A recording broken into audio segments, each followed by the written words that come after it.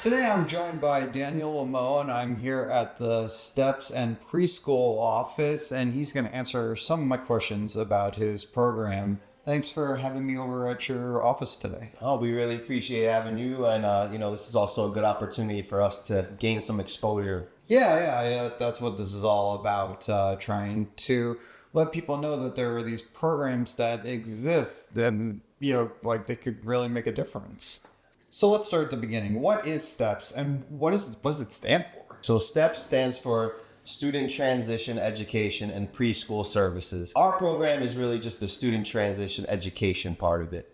We do share the building with the preschool administrative staff, so that's kind of how we came up with the name STEPS. So how do students enter the program? Typically, it's through a referral process. So mainly the case managers will kind of keep an eye out for prospective students around 10th, 11th grade. And as they get into senior year, usually they will refer certain students to come to the program. And at that point, we'll usually collaborate with their families, the students, the case managers, and decide if the program is a good fit. So overall, just a referral process, usually done by the case managers. Well, our program is designed specifically for students with IEPs. What's an IEP? An IEP is an individual education plan. This would be just a plan of action for students as they progress through, public school. So when you say steps, how many steps are there? So it's not really like a tiered system. Oh. It's not like if you're in here, it's a 3-year program. So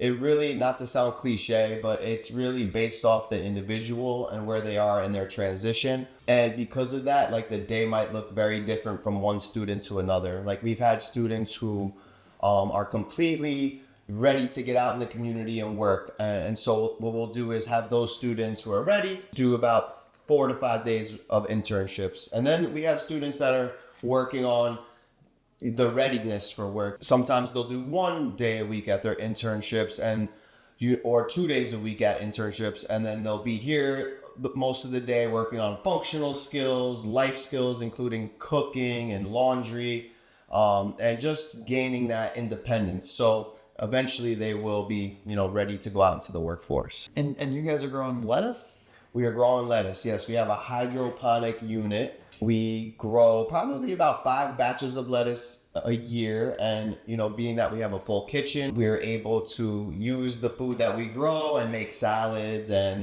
various other plates. So it's pretty cool having that hydro unit here. Tell me about your title and how that relates to sort of what you do. And do you pick up where Coach Rockford's program leaves off, or is it totally different? Well, the programs are 2 different programs. Mr. Rockford's program focuses primarily on seniors and WBL, which is work-based learning, where our program incorporates WBL, but also focuses on daily living skills, independence, community outings, and socialization. There are different programs, but there is some overlap.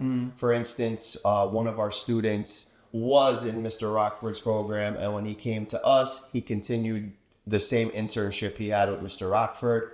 I would say also Mr. Rockford's he's a very good resource because he's been in the business a little longer than me. And when I first came in as a teacher of the program, there was just a lot of questions I had, and someone who's been through it. And he's somebody who shares a lot of, resources with me as far as internship locations and, different ideas. And he's very organized, so spreadsheets that he uses to kind of keep track of where students are. So although we're 2 different programs, there is some, collaboration and there is some overlap as well.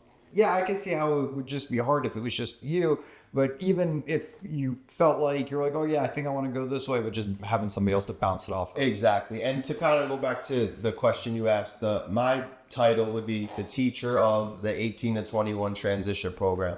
But that kind of incorporates, being you've probably seen a WBL coordinator. So while I am the teacher, I'm also coordinating internships opportunities for the students in the program. So it's just part of the title, teacher, WBL coordinator, kind of ties them together. I think the thing that really got my attention was the 18 to 21 part. This, for me, I think, was the hardest part of life to date for me. Like making that transition from high school to college was really tough for me. Yeah, like I was like, oh, like I don't know if like doing more college is like necessarily the right thing for me because I'm not a particularly strong student. But then I was like, oh, but maybe I am because I'm doing well this year. And like going to junior college did end up being the right choice for me. When I finally got to university, I actually did really well there.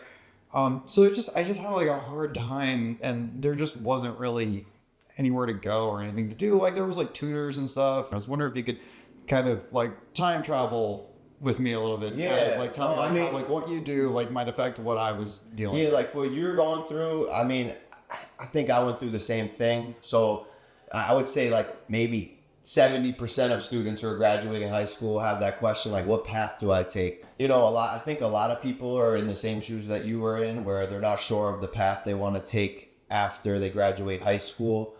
That's the really cool part about this program. Once the students enter, we try to give them a variety of experiences, whether that be through work-based learning, you know, doing different internships, you know, through our routines and daily living skills, and through community-based instruction. You know, the students kind of start to get an idea of what they're willing to do for work once they leave the program and what they're not willing to do.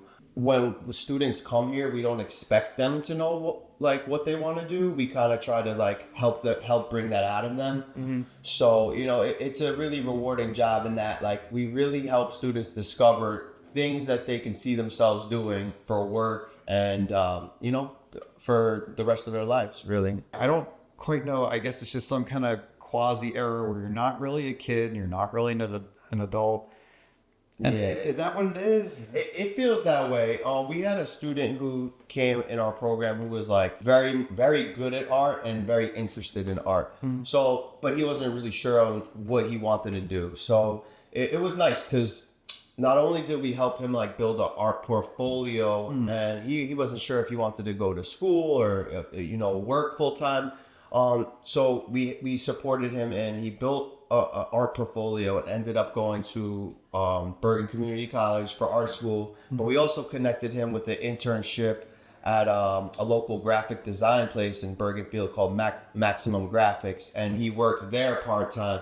So it was nice to see that, like, you know, through the program, he was able to kind of piece his little next step together, which was, you know, being a part-time student and a part-time employee while also, you know, focusing around art. And, you know, we try to like pinpoint their interests and build off that. So for that particular student, it was good to see that, you know, we were able to set him up once he left the program. What do you see going into the program for the 26-27 school year? This is our third year, and next year being our fourth, we'll probably have the largest enrollment of students. Okay. So we've had about 2 to 3 students in the program. Next year will be our first year. We'll have 6 students. Okay.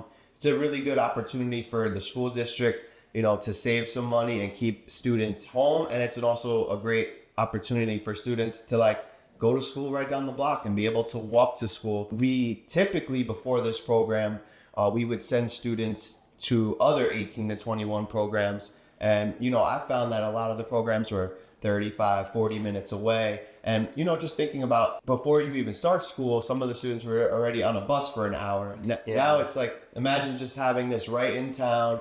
And it's just very convenient for the students of Bogota to keep them in district. Well, that's great. Thanks for speaking with me today. I really appreciate it. Of course. Thank you. Thanks. All right.